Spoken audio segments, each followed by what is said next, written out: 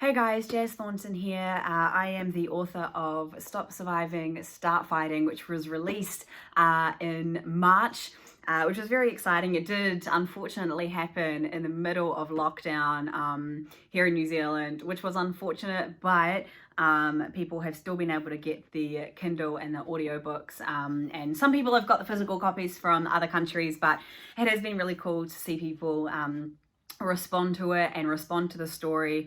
For those of you who don't know, I'm a mental health advocate, I'm a director, and this whole book is really based on my story with mental health, my story of how I went from being suicidal and in a psych ward to now speaking around the world and sharing hope and waking up every day so excited for life. And so when I think about, this, what the time that we're living in now with COVID and the struggles that people are facing, when you're already battling mental illness, you feel so isolated, you feel alone. And now to add the physical isolation is going to be really difficult for a lot of people, for people to understand the concept that while we're physically isolated, we don't have to be socially isolated, and keeping up connection through this time is going to be super, super important. So what I want to talk about today, very briefly, is for the people who maybe you're struggling yourself during COVID, or maybe you're a parent who has a kid or a teenager who is struggling at this time, and maybe you just don't really know what to do. And to be honest, this is a time that we haven't lived in before. But the good thing is that there are practical things and practical tips that you can take on board that'll hopefully make this time just a little bit easier, or enable people to get through it. It's a crazy concept that we're all kind of locked in our houses. And I can tell you now that if you know someone who is struggling, they are most likely escalating in their thoughts at the moment. That's just what isolation does. However, that doesn't have to be the outcome. That doesn't have to be the way that they're living. So these are my top tips on how to get through that. The very first thing is that if you know someone who is struggling, if your teenager or your kid is struggling, connection is everything. At the moment, they are going to be feeling very, very alone. And so setting up things like Zoom hangouts with their friends, or encouraging teenagers to get apps like House Party that enables them to connect in with their friends and hang out with people. Trying to set that up and encouraging them to do that every day is really, really important. Naturally, they're probably just going to want to hide away in their rooms and not talk to anyone, but keeping up human relationship with people is vital. It's an important part of the way that we live and the way that we operate is with other people. So encouraging them to do things like that. There's great things, even if it's Netflix watch parties, that's a really great thing as well. Netflix has a thing where you can video watch a movie at the same time as someone else. So it's pretty much like you're watching a movie together. So it doesn't have to be some big, deep conversation or anything like that, but just having that human connection is going to do the world of good for people who feel like they're alone. It's also really important for you to be reaching out to people during this time as well, and checking in on people. The phrase that we grow up with learning, one of the fundamentals of our relationship with human beings is the phrase, how are you? But what I find really interesting is that we've learned to do this in the way that is, hey, how are you? Yeah, good, thanks. How are you? Move on with your day. When you see someone at work, when you see someone at school, that's how we've learned how to do that. And so we, as humans, we don't really know how to stop and take time and actually answer that question properly. So during this time of isolation, I really encourage you to stop and to pick up the phone, to jump on FaceTime, to jump on Zoom, whatever it may be, and just ask people how they're doing and give them the time to answer. If they do, yeah, good, how are you? Be like, no, how are you actually doing? How are you actually coping during this time? Open up those kinds of conversations. The other thing that if you know someone, and if your kid is struggling, don't be afraid to ask the question. If they're really, really struggling and you're worried about them maybe having suicidal ideation, you asking them, are you thinking about taking your life, does not plant the question in their, or the idea in their head. And that's really important for you to know. So often we walk around the question because we don't want to make someone suicidal, but it doesn't.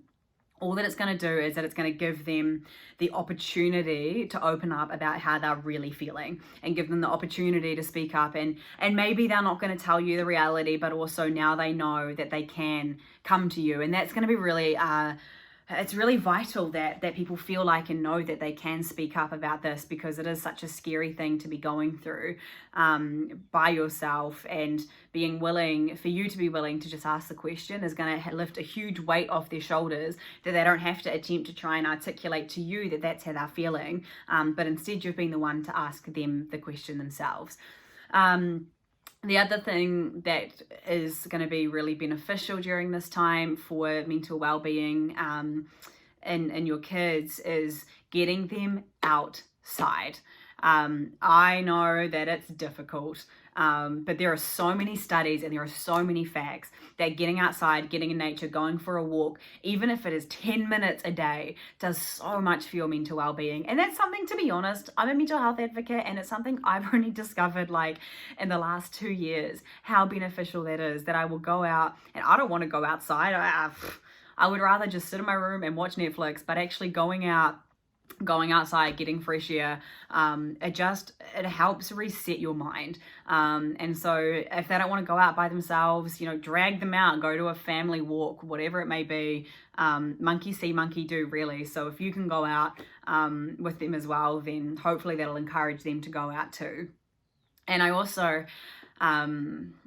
there's a lot of stuff that I talk about in this book that is real practical tips on the ways that people can fight through mental illness. And if you haven't got the book yet, I do encourage you to get it if you can, whether on Kindle or anything like that, because it'll help give you some practical tips to pass on to those who are struggling in your household. But one of them that you can maybe teach people how to do is, what I did is I created a core belief list. People who are struggling with mental health issues often have kind of set beliefs, which is either I'm a burden, I'm unlovable, I don't deserve to be here, those kind of beliefs, which from an outside perspective can be really difficult to understand, but for the person going through it, it's very real. So what I did is that I wrote those beliefs down on a piece of paper, I drew a line, and then on the other side, I wrote down everything that people said or did that contradicted those beliefs. So that every time that my mind would say, Jazz, you're unlovable, Jazz, you're a burden, Jazz, you don't deserve to be here, I would pull this list out and I would have solid evidence in front of me that my internal reality wasn't matching the external truth. Now, the reason that I love that is that it's super, super practical. You can encourage the person that you know that is struggling to do this, or yourself as well, to write these things down, identify these beliefs that you have, and then every time that someone messages or calls or says or does anything that contradicts those beliefs, it really enables you to combat the beliefs that will be building up and really escalating during this time of COVID.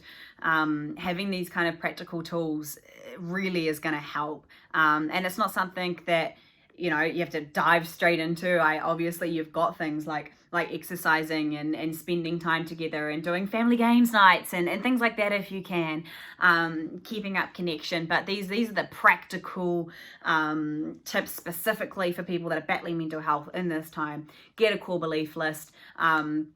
Obviously, safety plans are a big thing. If you are a parent who has dealt with a teenager with mental health issues before, then you will know what safety plans are. But doing those kinds of things of, the people that they can call if they need to, when to come and speak, if things are going on in their minds and stuff like that is really important. And there is a whole lot of practical things And I think your best point of call is to research things that you can do rather than spending your lockdown freaking out and overloaded with work or whatever it may be. Whenever you do have time, research stories of people that have got through the other side of things that your kid or yourself are going through. Because in order to really fight, you need to have hope that it can change, and hope for a future that is different in this. And what perfect timing to do that when we have space where we're not having to get in a car and travel and go to work and be filled with meetings. I know that that's still happening and we're still on Zoom and all of those things, but spending the time to find these stories of people that have got through it, I managed to. And to the people who feel like maybe their loved one or their friend or themselves, that one of the hardest things that I've ever heard is hearing that people that I love that are in my life at one point in my life were so concerned they thought I was just too far gone. That's how messed up my life was. I was in and out of psych wards and they were just like, we just don't see anything changing. And if you feel like that, if you feel like the situation is just not going to change, this feels impossible, I want you to know that it is possible. That I sit here as living proof that no matter what it is that you're up against, no matter what it is that your loved one is up against, your kid is up against, that doesn't have to last forever, and that it's so possible to be able to pull through the other side. But that needs to happen with a community of people. It needs to happen with engaging in the battle, engaging in a fight, looking at the research, looking at the hope-filled stories, doing the things, putting in the hard yards. And I know that it can be difficult, and I know that things have probably escalated a lot through COVID. But it is really important to take the space that you need, take the time that you need, and if you can, use it as an opportunity to really learn how to stop surviving and start fighting. You're not too far gone. Your loved one is not too far gone. Speak against their beliefs wherever you can. The things people said to me, Jazz, I love you. Jazz, you're not a burden. Jazz, imagine what you could do with your future. Jazz, think about this, or let's go on a walk next week. Let's do these things. Speaking against these beliefs and giving a future when maybe people feel like they don't have one, will do more than you will ever know. So, Penguin readers, please stay safe, look after each other, stay connected. And if you know someone who is going through mental illness, or you are going through it yourself, you are not alone. Please reach out to people, jump on FaceTime, jump on Zoom, or if you need help or support, you can call or text 1737 at any time to talk to a trained counsellor.